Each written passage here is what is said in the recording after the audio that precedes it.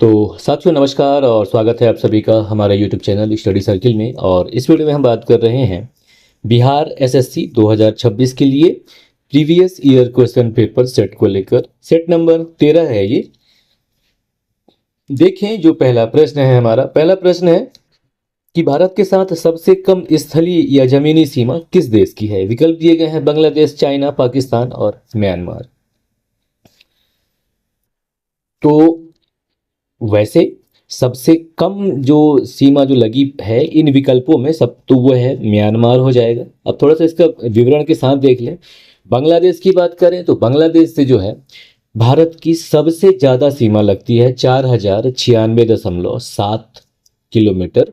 इससे हमारी सीमा लगती है। जिसमें राज्यों की बात करें कि किस राज्यों से घिरी है तो यह पश्चिम बंगाल, मिजोरम, मेघालय, त्रिपुरा और आसाम से घिरी हुई है।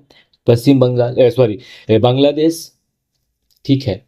और चाइना की बात करें या चीन की बात करें तो यह इससे हमारी सीमा 3488 किलोमीटर लगती है।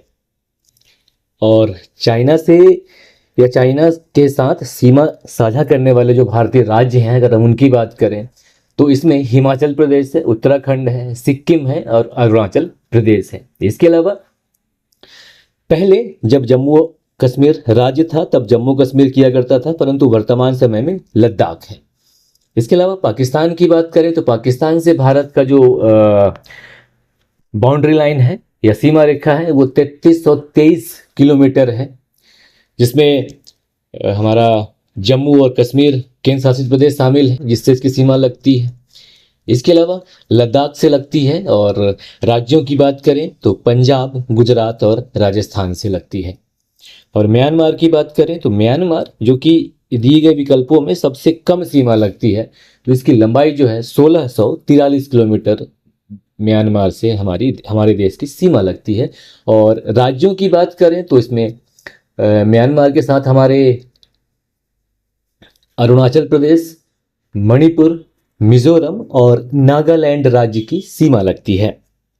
और वैसे सामान्यतः अगर हम बात करें तो भारत की जो अंतर्राष्ट्रीय सीमा रेखा जो कि सबसे कम है किसी देश के साथ तो वह अफगानिस्तान है जो 106 किलोमीटर की होती है। लेकिन यहाँ पर सही विकल्प नंबर 4 हो जाएगा कि म्यांमार से दिए गए विकल्पों में सबसे कम सीमा लगती है 1643 किलोमीटर लंबी, ठीक है। अगला दूसरा प्रश्न है कि किसके द्वारा किसी देश के लोगों की आय असमानता निर्धारित की जाती है।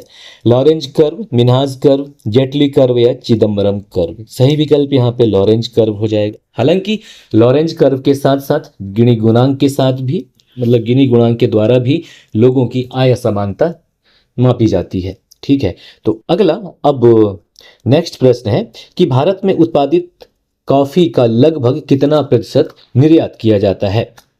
20%, 70%, 10% या 50%। तो सही विकल्प हो जाएगा नंबर 2 कि भारत में उत्पादित कॉफी का लगभग 70% भाग निर्यात किया जाता है। और वर्तमान समय की बात करें 2024-25 के जो आंकड़े सरकारी जारी किए गए हैं उसके हिसाब से कॉफी उत्पादन में भारत जो है वर्तमान समय में विश्व का 7वां स्थान रखता है। विश्व में 7वां स्थान रखता है कॉफी उत्पादन के मामले में। और मुख्य उत्पादक राज्यों की अगर हम बात करें तो कर्नाटक है, इसके बाद केरल और तमिलनाडु आता है। कर्नाटक से 71% यानी कि अकेले कर्नाटक राज्य जो है 71% कॉफी का उत्पादन करता है। और किस्मों की बात की जाए कि किस किस्म की भारत में कॉफी उत्पादित की जाती हैं या उगाई जाती हैं तो अरेबिका और रोबस्टा ये दोनों किस्में की कॉफी जो है भारत में उगाई जाती हैं।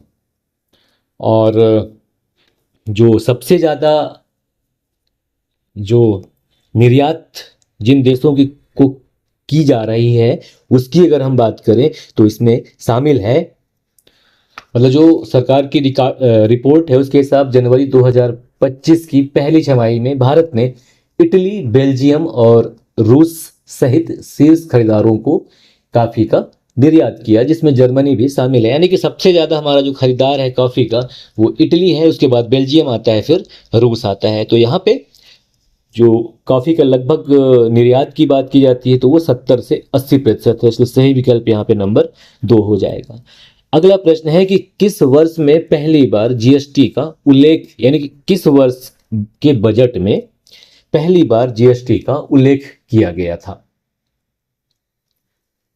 2006-7, 2013-14, 1998-99 या 2015-16? सही विकल्प यहाँ पे हो जाएगा नंबर 1 कि सन 2006-7 के केंद्रीय बजट में जीएसटी का उल्लेख किया गया था। उस समय तत्कालीन जो वित्त मंत्री थे, जिनका नाम श्री पी चिदम्बरम था, इन्होंने 28 फरवरी 2006 को अपने भाषण में 1 अप्रैल 2010 से जीएसटी लागू करने का प्रस्ताव रखा था। ये अलग बात है कि जो इसे लागू होने में काफी समय लग गया, यह 1 जुलाई 2017 को लागू हुआ।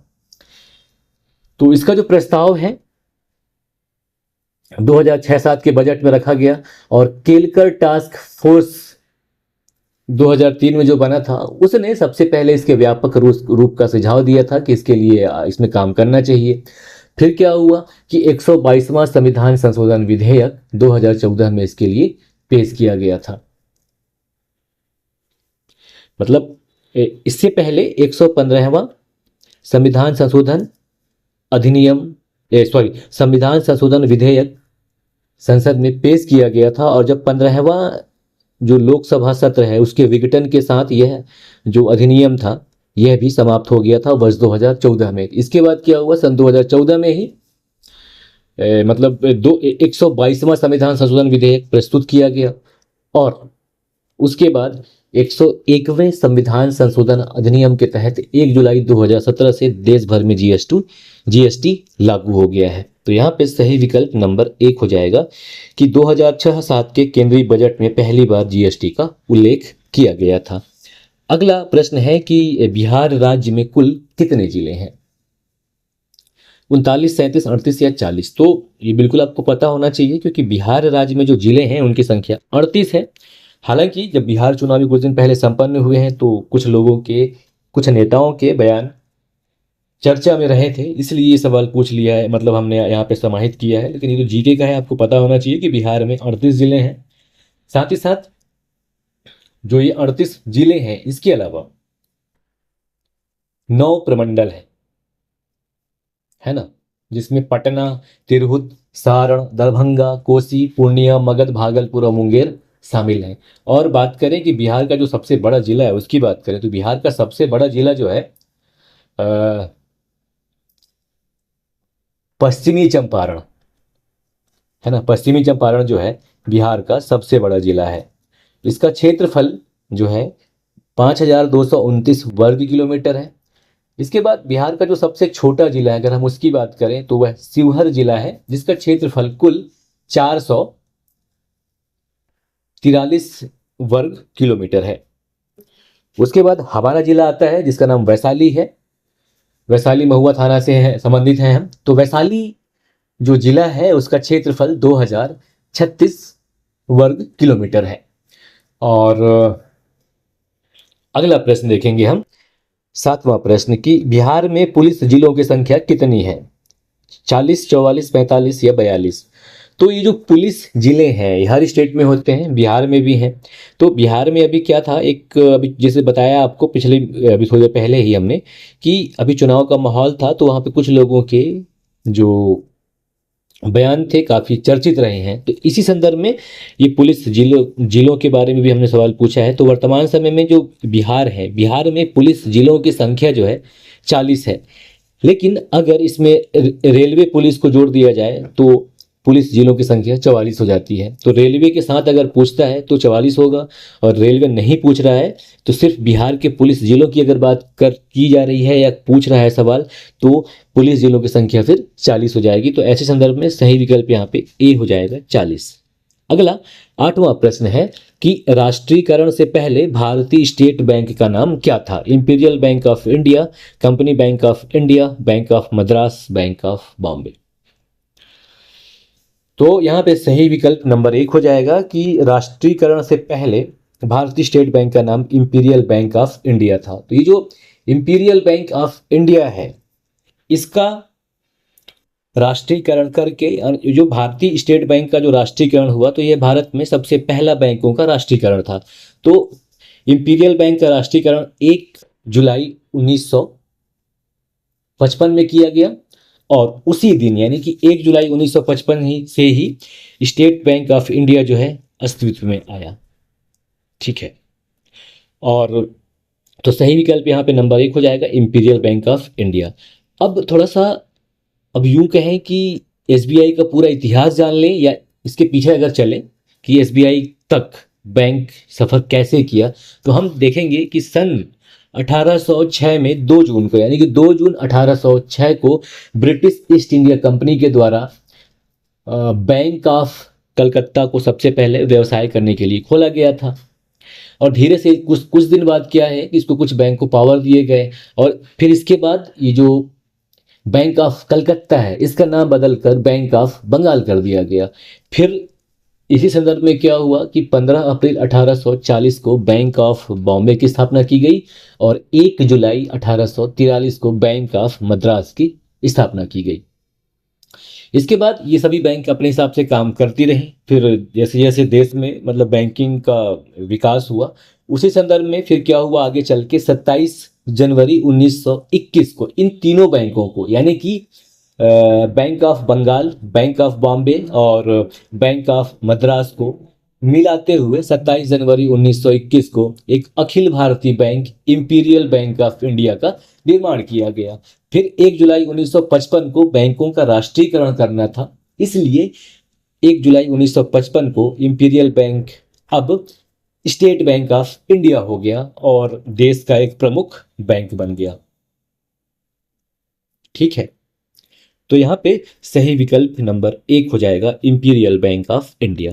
अगला 9वां नंबर प्रश्न है कि भारत में सबसे लंबी तट रेखा किस राज्य की है? गुजरात, तमिलनाडु, आंध्र प्रदेश या महाराष्ट्र? तो सही विकल्प यहां पे हो जाएगा गुजरात।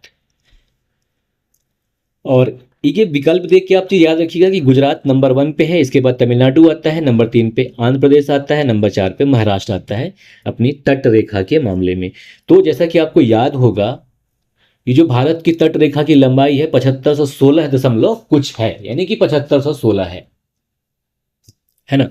लेकिन क्या हुआ, बीच में इसमें कुछ काम चल रहा था, तो जो राष्ट्रीय सुरक्षा परिषद सचिवालय है और इसने कुछ नवीनतम शर्त ला दे।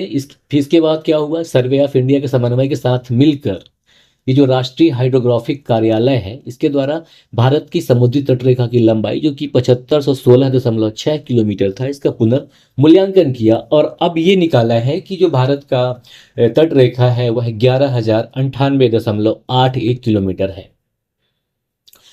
और फिर क्या है, तटीय संरक्षण और विकास सलाहकार समिति ने सभी तटीय राज्य और केंद्र शासित प्रदेशों से सहमति प्राप्त कर ली। अब क्या है, इसके बाद भारत की जो संशोधित तट रेखा की लंबाई है इसको स्वीकार कर लिया गया है। मतलब अब भारत के तट रेखा की लंबाई 7516.6 नहीं है, बल्कि यह 11,098.81 किलोमीटर है। फिर क्या हुआ, सर्वे ऑफ इंडिया के द्वारा जो रिपोर्ट प्रकाशित की गई थी उसके आधार पर बंदरगाह, पोत परिवहन और जल मार्ग मंत्रालय के द्वारा 29 अप्रैल 2025 के परिपत्र के द्वारा समुद्र तट की संशोधित लंबाई घोषित कर दी गई और अब जो है भारत की तट रेखा की लंबाई जो है राज्यवार बढ़ गई है। तो इसी संदर्भ में गुजरात का जो तट रेखा है, हालांकि पहले भी ज्यादा था अब भी ज्यादा है, और पहले जहां 1214 किलोमीटर था वर्तमान में यह 2340 किलोमीटर इसकी लंबाई हो गई है। तमिलनाडु का पहले 906 किलोमीटर लंबाई था पहले, लेकिन अब 1068 हो गया है। पहले वाले को छोड़ते हैं, वर्तमान देख लें तो आंध्र प्रदेश वर्तमान में वैसे सारणी में है, आप देख सकते हैं आंध्र प्रदेश जो है 1053 हो गया है आंध्र प्रदेश के तट रेखा की लंबाई। और महाराष्ट्र की बात करें जो कि चौथे नंबर पर है 877 हो गया है। और 5वें नंबर पर पश्चिम बंगाल आता है जिसके तट रेखा की लंबाई 721 किलोमीटर हो गई है। 6वें नंबर पर केरल आता है जिसके तट रेखा की लंबाई 600 किलोमीटर हो गई है। 7वें नंबर पर ओडिशा आता है जिसके तट रेखा की लंबाई 574.71 किलोमीटर हो गई है। और 8वें नंबर पर कर्नाटक आता है। तो कर्नाटक जिसका वर्तमान में जो संशोधित तट रेखा है वह 343.3 किलोमीटर है। और गोवा की बात करें तो गोवा की जो तट रेखा है इसकी लंबाई 193.95 किलोमीटर है, और गोवा जो है 9वें नंबर पर आता है तट रेखा की लंबाई के मामले में। ठीक है,